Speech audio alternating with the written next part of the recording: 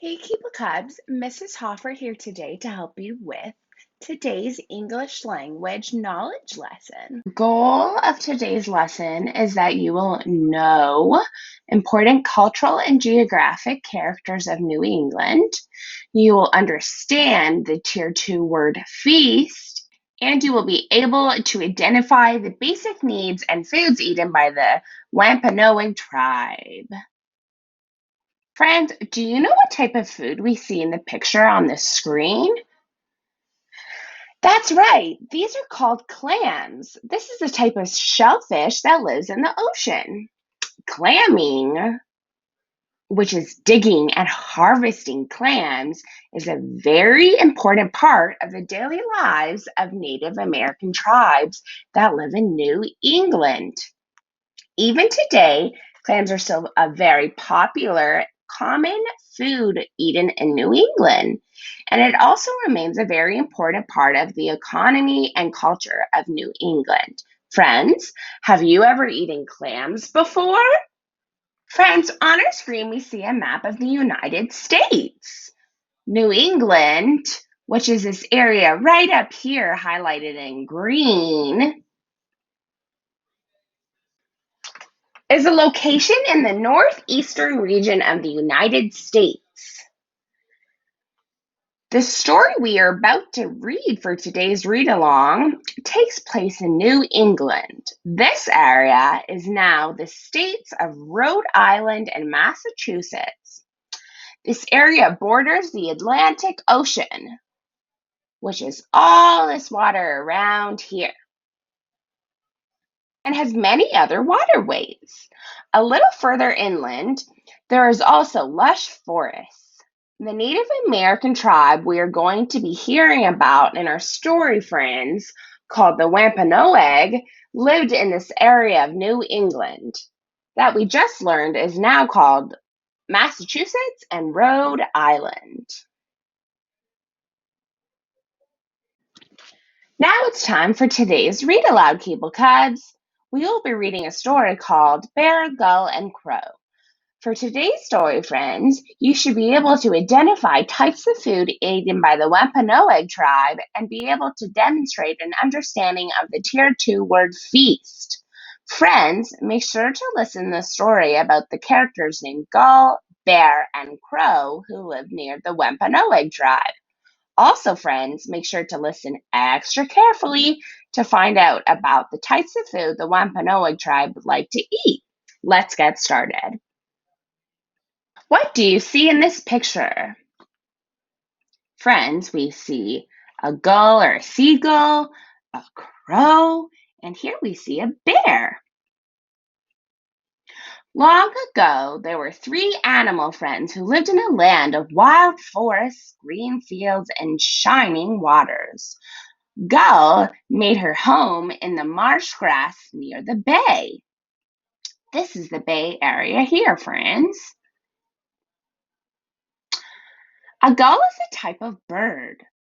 Bear lived in a cave deep in the woods, and Crow had a nest in an old oak tree at the edge of the garden.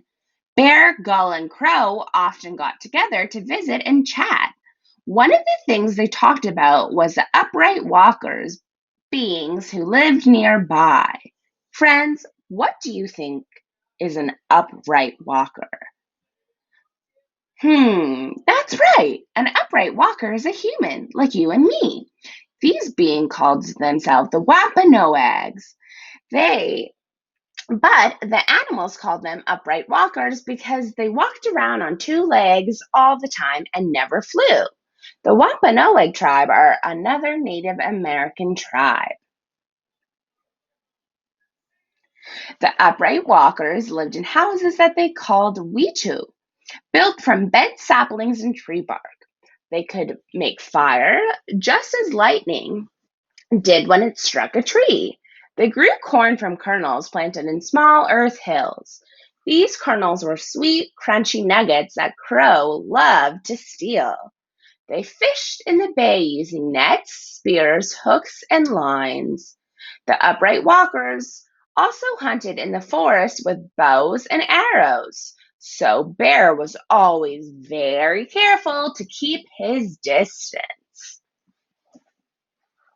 One day, Gull said to Bear and Crow, "Today I saw some upright walkers waiting in the bay." In this sentence, the word saw means that Gull used his eyes and his sense of vision. "There was a man and a boy," said Gull. "They lifted many smooth rocks from the water and carried them into the forest. They said the rocks were the Ampanog. I wonder what an Ampanog is." Crow thought hard for a minute. "An Ampanog must be an animal," he said. "An animal that eats rocks." "Can there be an animal bigger than I am?" said Bear. "I want to see this animal. Tomorrow I will go and spy on the Ampanog." Do you think Crow and Bear are right, Keeble Cubs? Is an Ampanog an animal? Listen to the next page to find out. The next day, Bear found the pile of stones. He hid behind the trees and waited. Before long, the upright walkers came. They dug a very shallow hole in the ground. Then they carefully laid the rocks into it and went away. Bear waited and waited, but the Ampanog did not come to eat the rocks. Tired of waiting, Bear went to tell Gull and Crow what had happened. The upright walkers dug a hole and filled it with rocks, but the Ampanog did not come. "Leave it to me," said Crow. "Tomorrow I will figure out what is going on."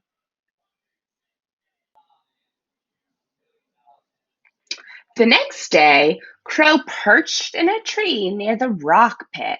Soon the upright walkers returned.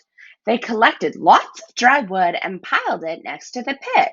Crow flew hurriedly to find Bear and Gull.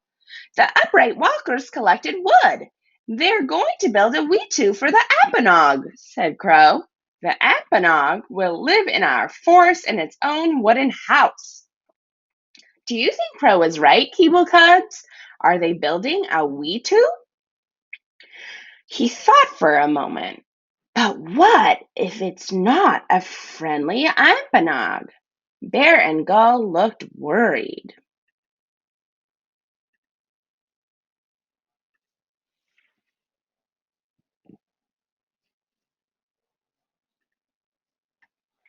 The next morning at sunrise, as Gull was winging over the bay, she saw the upright walker man and a boy on the beach.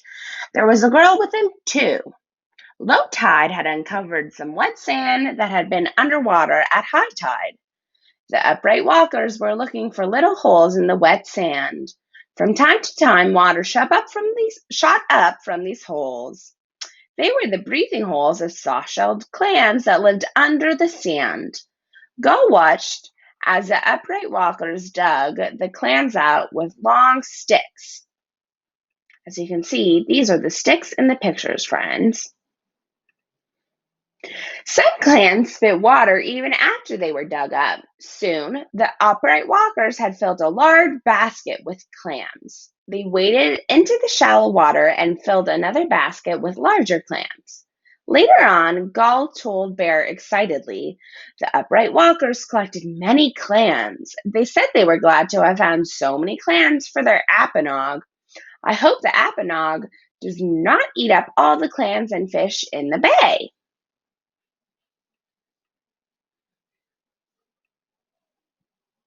Bear looked around. "Where is Crow? Wasn't he supposed to meet us here? Do you think Apanogs eat crows?" No sooner had Bear spoken than he saw Crow flying towards them. "I saw the upright walkers in the cornfield," exclaimed Crow.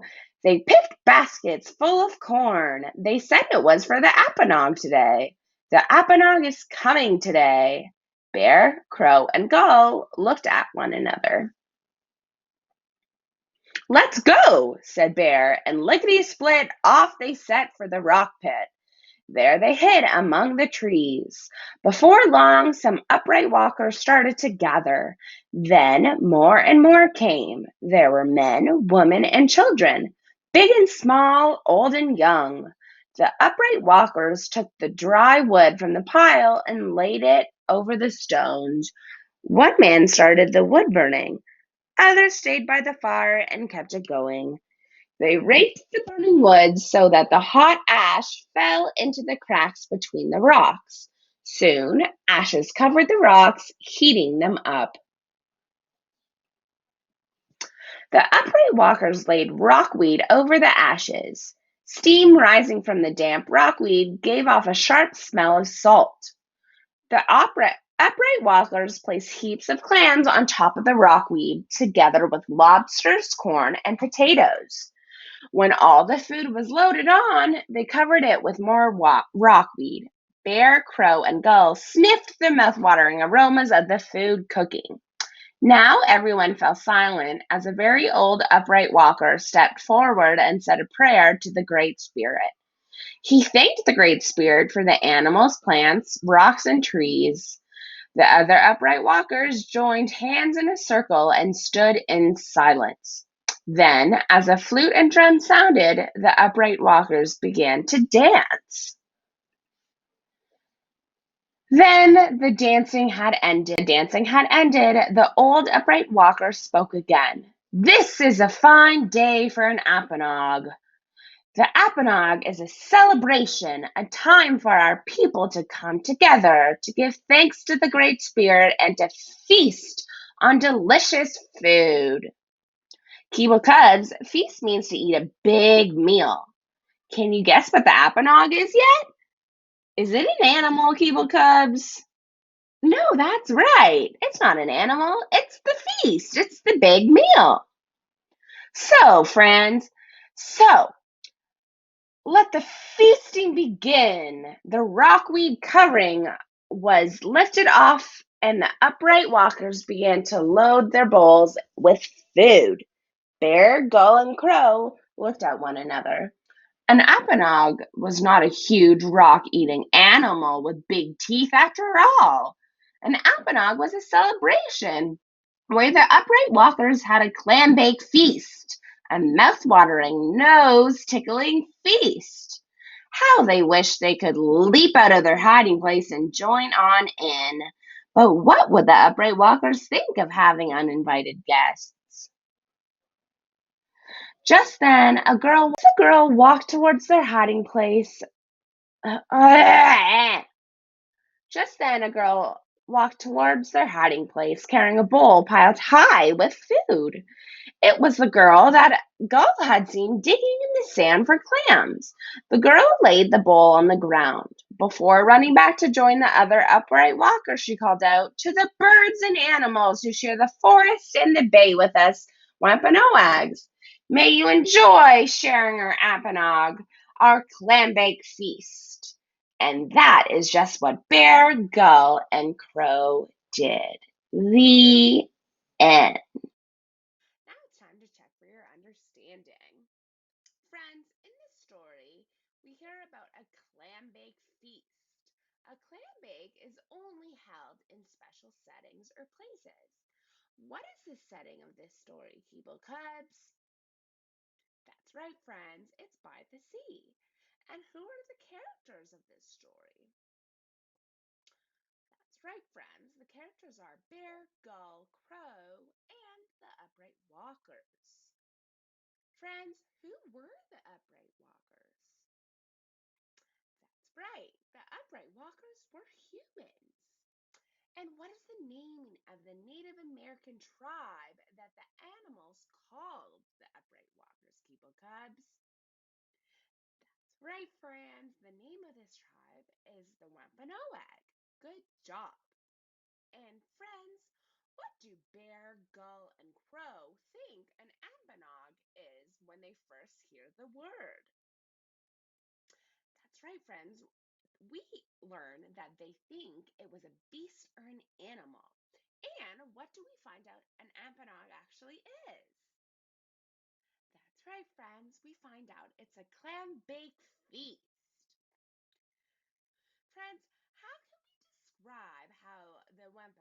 tribe prepares for their clam bake.